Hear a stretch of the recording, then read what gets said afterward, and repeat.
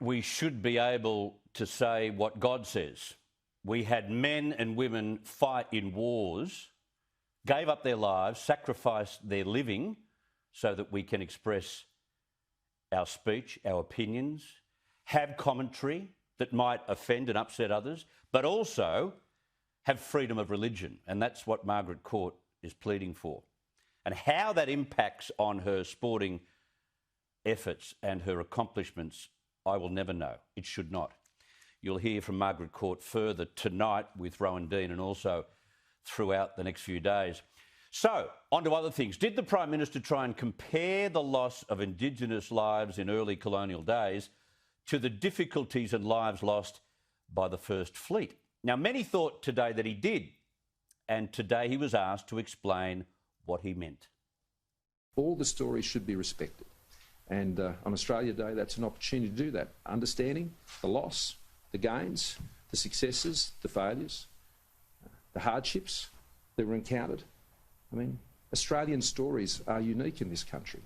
But the thing that I celebrate most about Australians, despite the hardship, whether that be that of dispossession and the terrible disease and destruction that was faced by First Nations peoples, or whether it's the convicts who came or the settlers that followed, the immigrant waves that come over the course of our nation's history, all of those stories are important.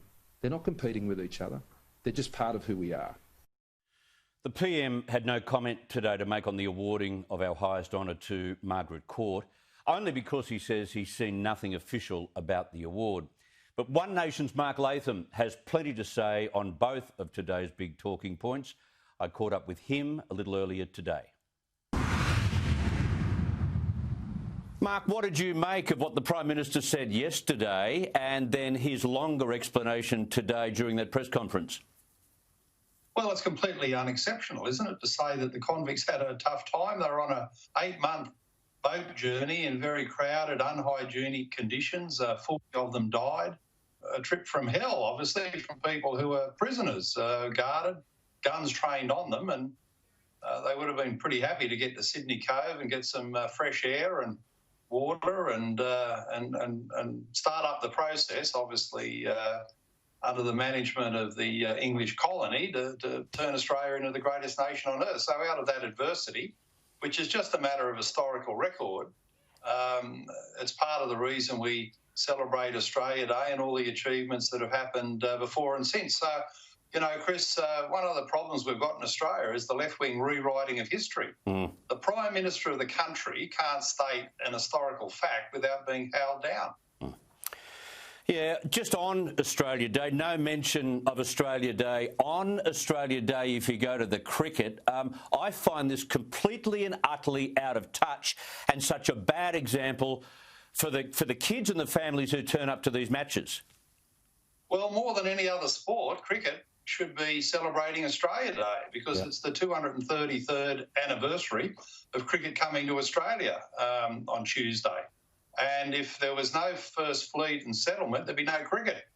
So all these people mouthing off, whether they're players or commentators or officials, they wouldn't have a brass razoo to their name and nobody had ever heard of them unless cricket came here under the banner of an English colony. And around the world, former English colonies play cricket. We just played the Indians, of course. So why wouldn't you be celebrating Australia Day? And the person who headed the committee, Mel Jones, that made the recommendation to sort of pretend that Australia Day doesn't exist. 2 years ago, she accepted an Australia Day honour and tweeted out it was a very special day. So if it's so bad and it's unmentionable, I say to you, Mel, give the honour back. Because, you know, you sort of said how great it was that you'd been honoured on Australia Day, and now you don't want anyone else to even talk about the day at the cricket. It's the biggest nonsense you've ever heard of. Of course it is. And the other thing is, when we think of what's gone on in our history, why is it that we've got to give priority to the series of violent clashes that went on between white and black over about 140 years, when there is so much more over longer periods of time that we should be extraordinarily proud of? Well, exactly. And this decision's been made, apparently, because the 1 or 2% are offended. Well, what about the 98% who are offended? The people who love their country, are patriotic, want to cheer for Australian teams on Australia Day, want to sing the national anthem, want to rejoice with their fellow Australians, they'd be pretty offended as well. So, it's the ultimate in minority politics, and, probably an example of go woke, go broke, because the fans hate it. I can tell you that from the reaction on my social media. Yeah. And they're losing fans quickly out of this, and it should be reversed. Yeah, you're not wrong. Maybe we could starve them of funds until they kind of got a little bit of common sense on the subject. What are your thoughts about these Invasion Day protests on Australia Day? Not only are they COVID dangerous, but seriously? Well, there was no invasion. We mentioned the convicts earlier on, the 800 of them. It's a funny old invasion when you bring your own prisoners and you've got guns and they've got to be pointed on the convicts. One of the reasons Joseph Banks and others recommended Australia as this penal colony after England lost the United States was they couldn't go to New Zealand because of the ferocity of the Maoris there. There were examples of boats visited New Zealand in this period where the Maori warriors would sail out on the canoes, seize the boat and kill them all. Well, when Banks and Cook sailed up the Australian east coast, their report was that the Indigenous thought that the white people were ghosts and yelled out, "You're dead, go away," and then the Indigenous ran away. So that was the reason why the colony ended up in Australia. And while there were skirmishes, there was no organised armed resistance. There was no war as such, so it wasn't an invasion. There was no cleansing. You would expect from all the voices, all those loud minority voices, you'd think that there was some kind of organised, planned cleansing of Australian Aborigines. Well, they say genocide. No such thing stands up in the historical record. By history, there was no invasion. It was a settlement. It was imperfect. Of course it was. It was the 18th and 19th century. Of course it was imperfect by today's standards. Yeah. But the whole point of Australia Day is to say whether you're Indigenous or non-Indigenous, whether you're born here, you've come from overseas, we've got a lot to celebrate, a lot to share in common. So let's do that on our great national day. What's your take on the pylon again on Margaret Court? I thought that we had freedom of speech and freedom of religion in this country. Well, I find it sickening, Chris, that these critics, who would not have done a fraction of the great community and charitable and pastoral care work that Margaret Court's undertaken in Perth. I visited her massive compound there in Perth that looks after thousands of families, needy, vulnerable people every year. Yeah. And she is a great Australian for that reason alone. But on top of that, we should be very proud of her as the greatest ever female tennis player. Too right. So if she doesn't deserve a companion of the Order of Australia, an AC, who would? Yes. And I'll tell you what, not Dan Andrews, not Anthony Albanese, these critics out there. Margaret Court is a very, very great Australian. She should be free to articulate her religious beliefs, but she's a caring person, a compassionate person, and I think it's tremendous if the reports are true. On Australia Day, she'll be honoured this way. You've made an interesting observation about Joe Biden occupying the White House. He's made a few decorative changes, hasn't he, Mark?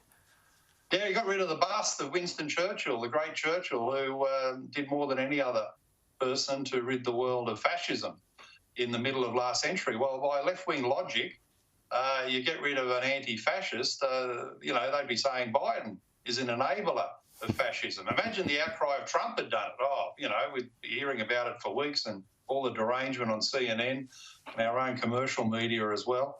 It's a strange thing to get rid of Churchill, isn't it? Most people would think he's the standout figure in 20th century history. Exactly. I want to just throw in one quick one. You're working in New South Wales on defending the right for people to have a certain amount of coercive control in their partnerships, in their marriages, because there's this new domestic violence bill which wants to stamp out coercive control. There are wives that I know, Mark, that might be in trouble if this comes in. It's a very interesting issue, Chris. I'm just finishing up my submission to the Parliamentary Committee. It's very complex, but I suppose the bottom line is our criminal justice system is always based on the idea of people who commit antisocial offences at a particular time, a particular place. That's how the law prosecutes them. But coercive control is to look at a pattern of behaviour over an extended period of time. And things that may well be normal in some relationships will be falling under the ambit of this. And dreadfully, Labor and the Greens have got bills to extend this principle to parenting. That if a parent says to a child, look, you're in strife here and you're grounded for the week, or I'm cutting your pocket money, a 10-year jail sentence under these Labor Party proposed laws. So a lot of this is horrifying. The parliamentary committee's got to bring it back into a proper perspective to make it consistent with mainstream values, because at the moment it's off on another planet. Yeah, we know what they're trying to do. It's well-intentioned, but they have gone and dovetailed into areas that are quite dangerous for people who just operate, frankly, very normally in a family arrangement. It's the intrusion of government into the family home. That's a scary aspect of it. It's the state intervening in the family home, literally.